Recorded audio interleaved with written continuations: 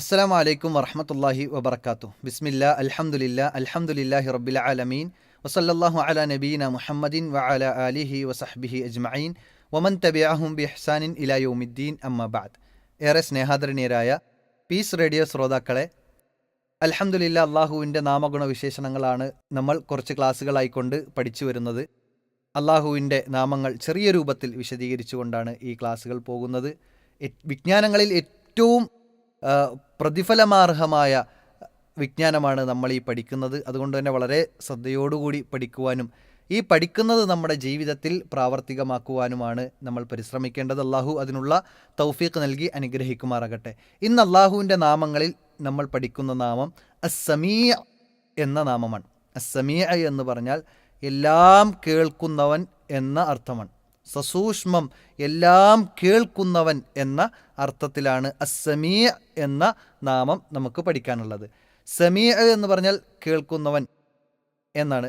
എന്നാൽ നമ്മൾ കേൾക്കുന്നു. ഇപ്പോൾ ഞാൻ പറയുന്ന ഈ വാക്കുകൾ നിങ്ങൾ കേൾക്കുന്നു അല്ലേ? അതുപോലെ തന്നെ അള്ളാഹുവും കേൾക്കുന്നു എന്ന് പറയുമ്പോൾ സൃഷ്ടികളുടെ കേൾവിയും സൃഷ്ടാവിൻ്റെ കേൾവിയും രണ്ടും സമമാണോ? ഒരിക്കലുമല്ല. നമ്മുടെ കേൾവികൾക്ക് പരിധിയുണ്ട്.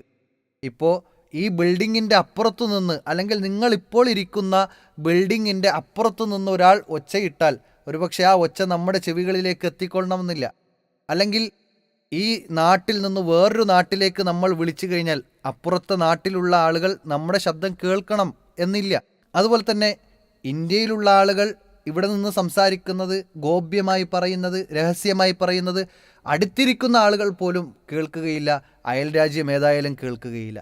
എന്നാൽ ഗോപ്യമായി പറയുന്ന ഒരാളോട് രഹസ്യമായി കൊണ്ടു പറയുന്നതും പരസ്യമായി കൊണ്ടു പറയുന്നതും, നമ്മുടെ ഫോണുകളിലേക്ക് വോയിസ് മെസ്സേജ് അയക്കുന്നത് നമ്മുടെ ഫോണിലുള്ളതും അതുപോലെ തന്നെ ആർക്കാണോ അയക്കുന്നത് ആ വ്യക്തിക്ക് മാത്രമേ കേൾക്കാൻ കഴിയുള്ളൂ. എന്നാൽ ഇതെല്ലാം കേൾക്കുന്നതും ഇതെല്ലാം സസൂക്ഷ്മം കേട്ടുകൊണ്ടിരിക്കുന്നത് നമ്മുടെ റബ്ബാണ്. അതാണ് അസ്സമീഅ എന്ന നാമത്തിൻ്റെ അർത്ഥം. അള്ളാഹു എല്ലാം കേൾക്കുന്നു.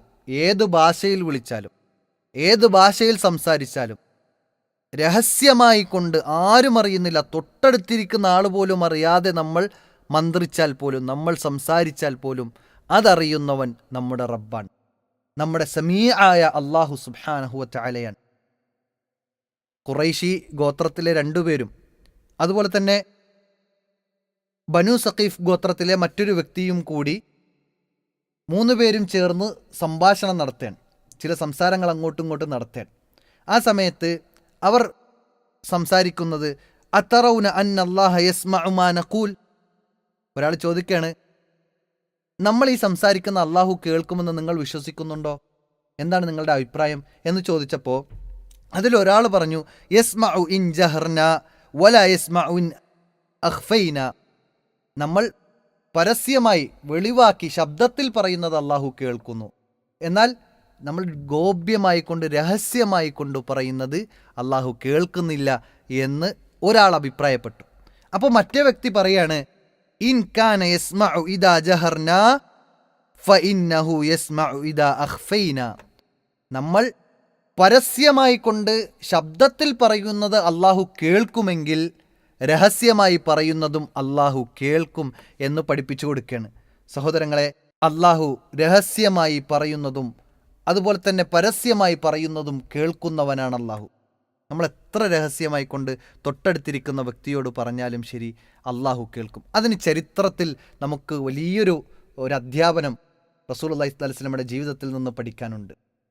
പ്രവാചക സന്നിധിയിൽ ഹൗല ബിന്ത് ശഅലബ് എന്ന് പറയുന്ന ഒരു വ്യക്തി, ഒരു സ്ത്രീ പ്രവാചകൻ്റെ സന്നിധിയിലേക്ക് വരികയാണ്.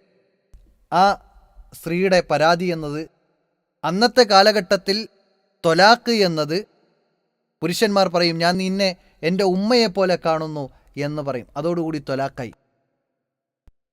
അങ്ങനെ ഹൗല എന്ന് പറയുന്ന സ്ത്രീയുടെ ഭർത്താവ് അവരുടെ വാർദ്ധക്യത്തിൽ അങ്ങനെ പറഞ്ഞുപോയി. അങ്ങനെ ഒഴിവാക്കാൻ വേണ്ടി ശ്രമിച്ചു. ഹൗല നേരെ റസൂലുള്ളാഹി സ്വല്ലല്ലാഹു അലൈഹി വസല്ലമയുടെ അടുക്കൽ വന്നിട്ട്, റസൂൽ, ഇങ്ങനെയാണ് സംഭവം, ഇത് ഒരു തീർപ്പാക്കണം. കാരണം ചെറിയ മക്കളുണ്ട്, പറക്കമറ്റാത്ത മക്കളുണ്ട്, ധാരാളം മക്കളുണ്ട്. ഇനി ഞാൻ അവരെ ഇട്ടേച്ചു പോയാൽ അവരെ നോക്കാൻ ആരുമില്ല. ഇനി അവരെൻ്റെ കൂടെ വിട്ടുകഴിഞ്ഞാൽ എനിക്ക് അവർക്ക് സമ്പാദിച്ചു കൊടുക്കാൻ എൻ്റെ കയ്യിലൊന്നുമില്ല എന്ന് പറഞ്ഞ് അവിടെ ഒരു പ്രയാസം ബോധ്യപ്പെടുത്തുകയാണ്.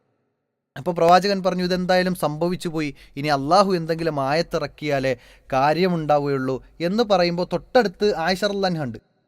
ആയിഷ റളിയല്ലാഹു അൻഹയുടെ വീട്ടിലാണ്, ആ ചെറിയ റൂമിലാണ് സംസാരിക്കുന്നത്.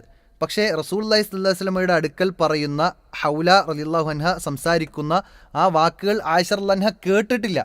അത്ര സൂക്ഷ്മമായിക്കൊണ്ട് രഹസ്യമായിക്കൊണ്ട് കാര്യങ്ങൾ പറഞ്ഞു കൊടുക്കുന്നു.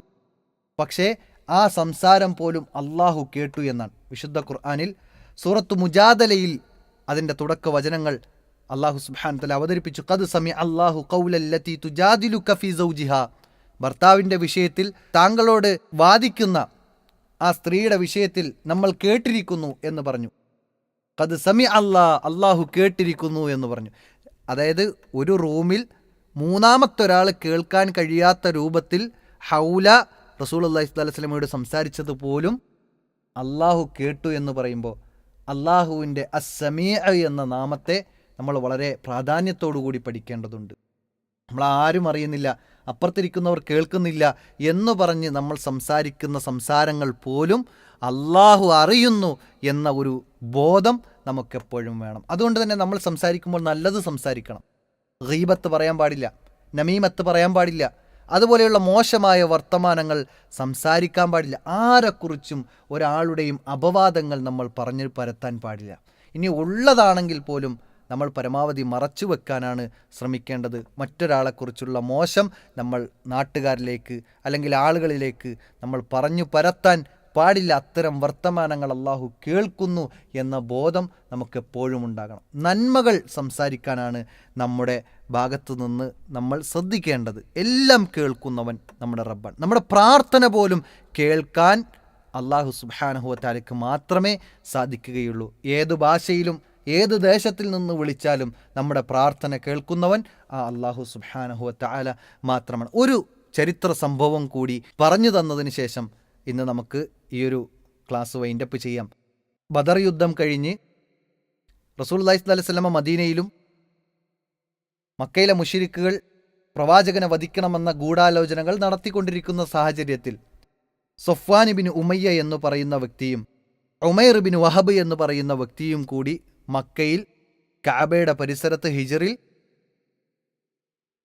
ഇരുട്ടിൻ്റെ ഒളിവിൽ അവിടെ രഹസ്യ സംഭാഷണം നടത്തുന്നു. മൂന്നാമതൊരു വ്യക്തി അറിഞ്ഞിട്ടില്ല.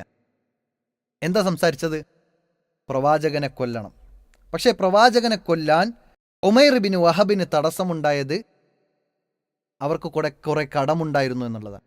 രണ്ടാമത്തത് മക്കളുണ്ട്, അവരെ പോറ്റാൻ മറ്റു മാർഗങ്ങളൊന്നുമില്ല. ഇല്ലായിരുന്നെങ്കിൽ പ്രവാചകനെ വധിക്കുമായിരുന്നു. കാരണം അത്ര ശത്രുതയുണ്ടായിരുന്നു ഉമൈറിനും അതുപോലെ തന്നെ സഫ്വാനും ഉണ്ടായിരുന്നു എന്നത് ചരിത്രം പഠിപ്പിക്കുന്നുണ്ട്.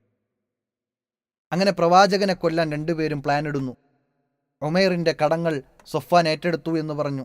മക്കളെയും പരിപാലിക്കാമെന്ന് സഫ്വാൻ ഏറ്റെടുത്തു, കാരണം സമ്പത്തുണ്ട്. അങ്ങനെ പ്രവാചകനെ കൊല്ലാൻ വേണ്ടി കടാരയും തിരികി മദീനയിലേക്കെത്തി. മദീന പള്ളിയിൽ സ്വഹാബികൾ ഇങ്ങനെ തടിച്ചുകൂടിയിരുന്നു. ആ സമയത്ത് സ്വഹാബികൾ കണ്ടിട്ട് റസൂലുള്ളാഹി സ്വല്ലല്ലാഹു അലൈഹി വസല്ലമയുടെ അടുക്കൽ ചെന്നിട്ട് പറയാണ്, റസൂലെ, അതാ ഉമൈർ വന്നിരിക്കുന്നു. ഉമൈർ വഞ്ചകനാണ്, കരുതിയിരിക്കണമെന്ന് പറയുമ്പോൾ റസൂലുള്ളാഹി സ്വല്ലല്ലാഹു അലൈഹി വസല്ലമ പറഞ്ഞു, ഉമൈർ വന്നോട്ടെ, അവൻ്റെ ആവശ്യം എന്താണ് എന്ന് നമുക്ക് നോക്കാം എന്നൊക്കെ പറഞ്ഞപ്പോൾ ഉമൈർ വന്നു, നബിയുടെ അടുത്ത് വന്നു. എന്നിട്ട് സംസാരിച്ചു. നബി ചോദിക്കുകയാണ്, എന്തിനാണ് താങ്കൾ വന്നത്?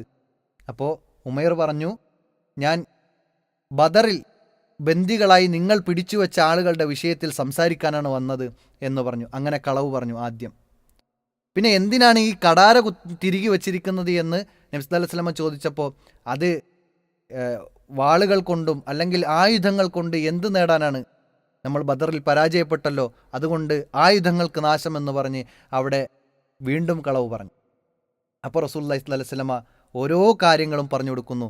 നിങ്ങൾ ഇന്നലകളുടെ രാത്രിയിൽ മക്കയിൽ കഅബയുടെ ഹിജ്റിൻ്റെ അടുത്ത് നിങ്ങൾ രണ്ടുപേരും സഫ്വാനും ഉമൈറും രണ്ടുപേരും ചേർന്ന് എന്നെ വധിക്കാനുള്ള പ്ലാനിങ്ങുകൾ ഇട്ടു എന്നത് അള്ളാഹു എനിക്ക് അറിയിച്ചു തന്നിട്ടുണ്ട് എന്ന വിഷയം പറഞ്ഞു കൊടുക്കുമ്പോൾ മക്കയിലുള്ള മൂന്നാമതൊരു വ്യക്തി പോലും അറിയാത്ത സംഭവം റസൂലുള്ളാഹി സ്വല്ലല്ലാഹു അലൈഹി വസല്ലം എങ്ങനെ അറിഞ്ഞു എന്നത് അമ്പരപ്പെടുത്തി ഉമൈർ അത്ഭുതപ്പെട്ടു നിൽക്കുകയാണ്.